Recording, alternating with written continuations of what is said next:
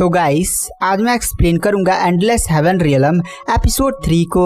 तो गाइस अगर आपने हमारे पिछले 2 एपिसोड्स को मिस कर दिया ना तो एक बार चैनल की प्लेलिस्ट में जाकर वहां पर चेकआउट जरूर करें। तो चलिए बिना किसी देरी के आते हैं कहानी की मेन स्टोरी लाइन पर। तो इस एपिसोड की स्टार्टिंग वहीं से होती है जहाँ से पिछला एपिसोड खत्म हुआ था।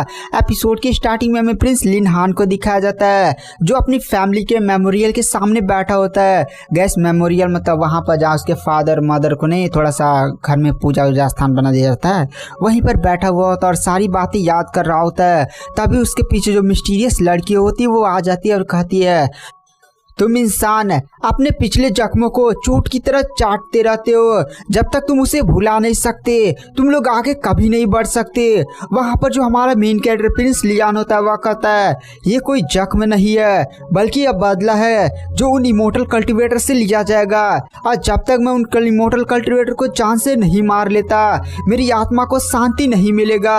मैं किसी भी हालत में उनको ढूंढ कर रहूंगा, सबको खत्म कर डालूंगा। तभी वहाँ पर वो जो मिस्टीरियस लड़की होती है वह कहती है, मैंने तुम्हें 7 सालों तक ट्रेन किया है, तुम्हारी पावर काफी ज्यादा बढ़ चुकी है और तुम जान रहे हो ना मैंने तुम्हें किस लिए ट्रेन किया है। तुम मेरा मिशन कम कंप्लीट करोगे। तुमने अपना बदला उस एम्परर टियान से तो ले लिया। तुम जान रहे हो ना तुम्हारी सिस्टर भी अभी जिंदा है। तुम जितना लेट करते जाओगे तुम्हारी सिस्टर को और भी ज्यादा प्रॉब्लम्स होती जाएगी। और गाइस एपिसोड 1 में उन इमोर्टल्स ने इसकी बहन पर अटैक नहीं किया था जिसके उसकी बॉडी के टुकड़े टुकड़े शायद हो गए थे, लेकिन इस लड़की ने किसी तरह से लगता है उसको बचा लिया है और उसको उसने कहीं सेव कर रखा हुआ है और कुछ लगेगा आइटम वाइटम जिससे उसकी बहन को रिवाइव किया जा सके। वहां पर प्रिंस लिन हान बोलता है, मेरा मेन एम है एम्परर टियान हान को जान से मारना नहीं बल्कि उन 7 इमोर्टल को जान से मारना था। और रही बात है मैं उन्हें कैसे ढूंढूंगा, मैं उन्हें जल्दी ढूंढ लूंगा। और रही बात है मैं उन इमोर्टल्स को कैसे ढूंढूंगा, मैं उसे ढूंढ निकालूंगा, सबको जान से मार दूंगा। और जब तक मैं अपना बदला नहीं ले लेता तब तक मैं ऐसे शांत नहीं बैठने वाला हूँ और आपका भी मिशन मैं नहीं कंप्लीट करूंगा। और मैं जानता हूँ मेरी जान आपकी हाथों में है, पर आप ये भी मत भूलिए कि आपकी जान भी मेरी हाथों में है। जब तक मेरा बदला पूरा नहीं हो जाता तब तक मुझे कोई भी नहीं रोक सकता। यह बात बोलते हुए वहां पर जो प्रिंस लियान होता है वो तुरंत हॉल में पहुंच जाता है जहां पर बहुत सारे लोग उसके सामने झुके हुए थे और कहते हैं एम्परर का क्या ऑर्डर है। वहां पर एम्परर लिन हान बोलता है, सब प्रिंस लिन हान नहीं बल्कि एम्परर लिन हान बोलेंगे। एम्परर लिन हान बोलता है, जाओ सेट कंपटीशन कराओ और मैं इमोर्टिलिटी को कल्टीवेट करना चाहता हूं। जो भी इमोर्टिलिटी के बारे में ज्ञान देगा उसे अच्छे खासे इनाम दिए जाएंगे। उसके बाद गाइस हमें यहाँ पर सेट कंपटीशन को दिखाया जाता है जहां पर इस कंट्री के जितने भी सेट थे वो अपना अपना कार्यक्रम लड़ाई झगड़ा वाला सारा चीज हो रहा था। वहां पर गार्ड्स एल्डर्स को बुलाने लगता है जो इमोर्टिलिटी के बारे में ज्ञान दे रहे थे, लेकिन हमारे मेन कैरेक्टर को आराम से बैठा हुआ था, वो सारा ज्ञान उसके किसी काम का भी नहीं था। तभी वहां पर एक एल्डर आता है जो इमोर्टिलिटी के बारे में बहुत सारी ज्ञान की बातें बताता है कि इमोर्टिलिटी ऐसा होता है वैसा होता है। जब तुम इमोर्टल लेवल तक पहुंच जाओगे तो एक अटैक से पूरे आसमान को चीर ताड़ दोगे। और मैं तियांगसियान सेट का 250वां एल्डर था। हमारे सेक्ट में बहुत सारी इमोर्टल्स हुए हैं और वो लोग इमोर्टल्स की दुनिया में भी गए हैं। वो लोग काफी ज्यादा स्ट्रॉन्ग थे, तो ऐसे अनसंट ज्ञान देने लगता। लोग भी कहते वाह वाह क्या यार, मतलब सच में ताक्सिया सेट इतना ज्यादा भयानक है। तभी जो गार्ड्स होते हैं ना उस एल्डर को टांग कर ले जाने लगता है और कहते हैं भाई तू बहुत ही ज्यादा फेंक रहा है। वहां पर एल्डर बोलता है, अरे तुम लोग कहाँ मुझे ले जा रहे हो, मुझे अपना तो लेक्चर तो पूरा करने दो।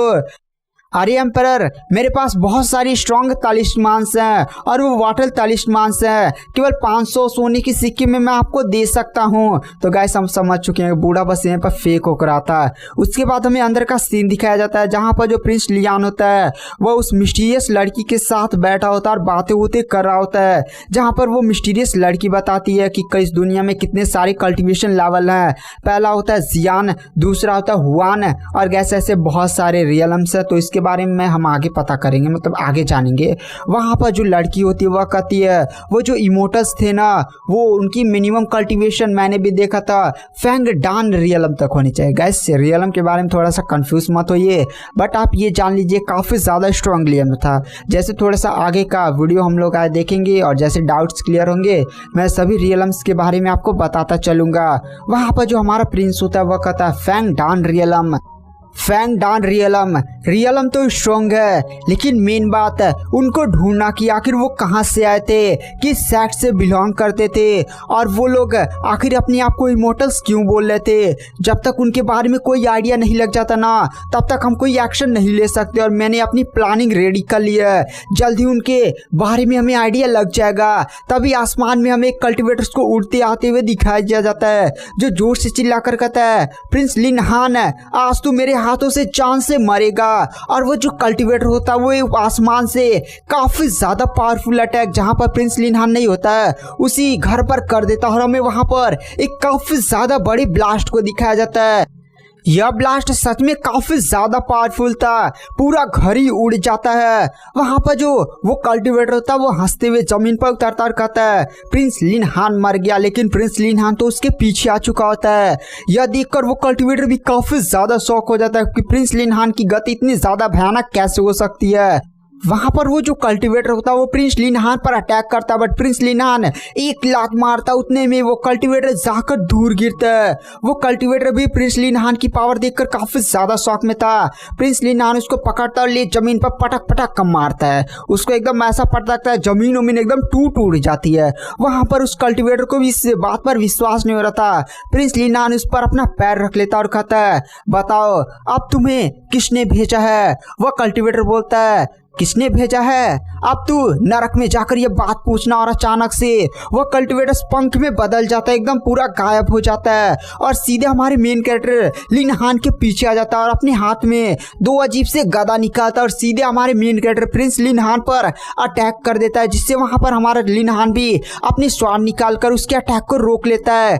काफी ज्यादा एनर्जी का ब्लास्ट होता है, जहां पर वो जो कल्टिवेटर होता है और भी ज्यादा अपनी पावर्स लगाता है, लेकिन प्रिंस लिन हान अपनी पावर्स का यूज करते हुए उसे उठाकर फेंक देता है। प्रिंस लिन हान बोलता है, मुझे लगा ही था तुम इमोर्टल्स द्वारा भेजे गए हो। और गाइस ये बंदा ना इमोर्टल्स द्वारा हमारे प्रिंस लिन हान को जान से मारने के लिए भेजा गया था। लगता है इमोर्टल्स को पता चल गया। तो गाइस आगे कहानी में क्या होगा सब जानने के लिए आपको नेक्स्ट एपिसोड का वेट करना पड़ेगा। Thank you, bye bye.